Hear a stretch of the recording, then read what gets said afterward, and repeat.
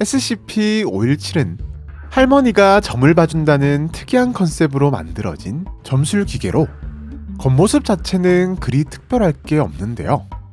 기계로 동전을 넣으면 유리창 속 할머니 인형이 움직임과 동시에 점술 카드가 나오는 단순한 구조의 기계랍니다.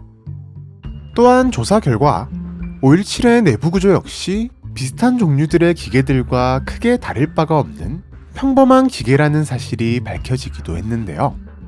게다가 전원을 연결하는 전선이 절단되어 있는 탓에 전원 자체가 들어오지 않는 상황이며 실제로 동전을 넣어도 아무런 반응을 보이지 않는답니다.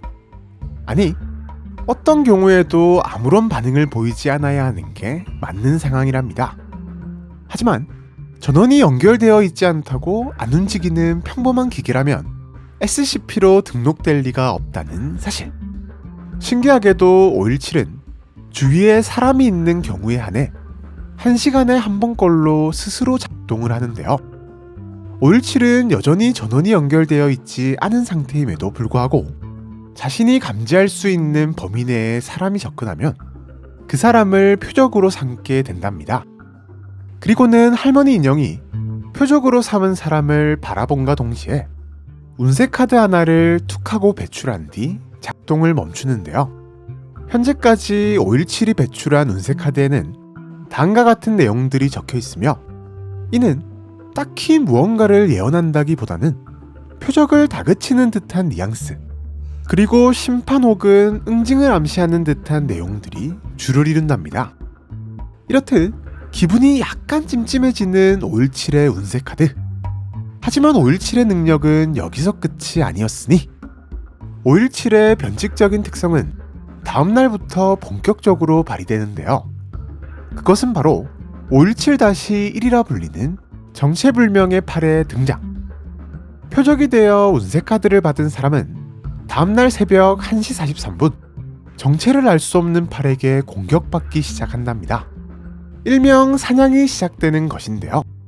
이 팔은 여러 개의 관절을 가지고 있으며 경우에 따라 하나 또는 여럿이 나타나기도 하는데 하늘을 날아다니고 길이가 무한정 늘어나는 변칙적인 특성을 가지고 있답니다.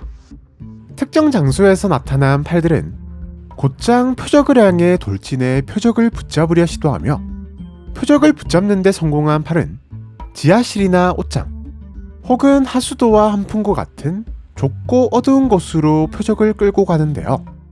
그리고는 시작되는 팔의 응징 시간.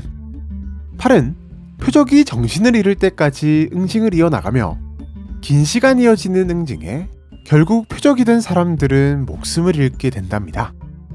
이때 팔에게서 도망치려고 시도하거나 공격을 가할 경우에는 표적 근처로 대량의 팔이 생겨나기도 하며 심하게는 수백 개가 넘는 팔이 생겨나 팔을 막으려 하는 모든 존재를 응징의 대상으로 삼게 되는데요. 즉, 어떤 경우라 할지라도 팔에게서 피하는 것은 불가능하며 적어도 현재까지 알려진 바 517-1의 생성을 멈출 수 있는 유일한 방법은 표적이 잡히는 것뿐이라는 사실. 또한 현재까지도 팔을 막을 수 있는 방법은커녕 점술 기계인 517과 떠다니는 팔인 517-1이 어떤 관련이 있는 것인지, 그리고 정확히 어떤 원리로 표적이 선택되고 또 응징을 가는 것인지는 알아내지 못한 상황이라고 하네요. 현재 517은 517 전용 격리실에서 검은색 천으로 꽁꽁 싸매진 채 보관되고 있는데요. 이는 517이 표적을 발견하지 못하게 만들기 위함으로 517 내부에 있는 할머니 인형의 시선에 사람이 보이지 않는다면 517이 사람을 표적으로 삼지 못한다는 것을 밝혀냈기 때문이랍니다. 이렇듯 할머니 인형의 시야만 가려주면 추가적인 사고는 발생하지 않아 격리 자체는 어렵지 않기에 현재 517의 격리 등급은 안전이 부여되어 있는데요. 하지만 보통 안전 등급이라고 하면 접근이 자유로운 데 반해 유독 517은 안전 등급치고는 예외적으로 모든 접근이나 실험이 엄격하게 관리되고 있는데 이는 과거에 일어난 대참사들 때문.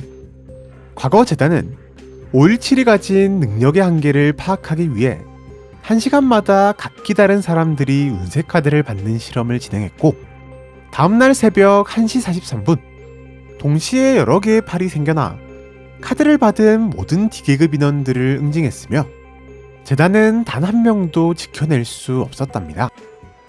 또한 5.17의 격리 장소를 옮기는 과정에서 M 박사가 5.17의 표적이 되는 일이 발생했고, 표적이 된 박사를 지키기 위해 수많은 무장 요원들이 전기 충격기와 하연 방사기, 그리고 폭탄 등 각종 무기들을 사용했음에도 팔을 제거하는 데는 모두 실패.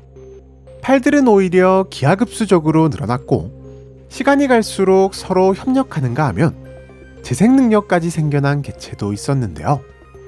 결국 박사를 지키는데 실패한 것은 물론 박사를 경호하던 요원들마저 응징의 대상이 되어 모두 제거되었답니다.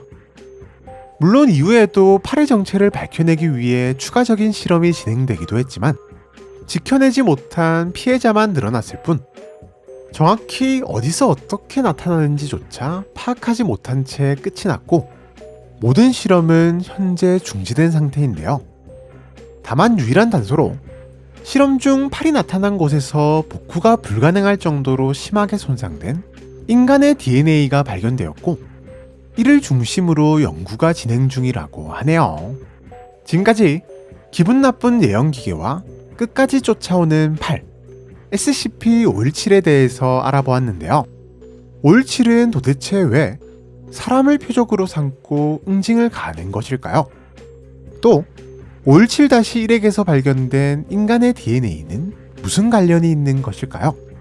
517에 대한 여러분들의 재미난 추측과 상상력을 댓글을 통해 남겨주시면 감사하겠습니다. 그럼 많은 댓글 남겨주시길 바라면서 우리는 다음 영상에서 또 만나도록 하죠. 안녕!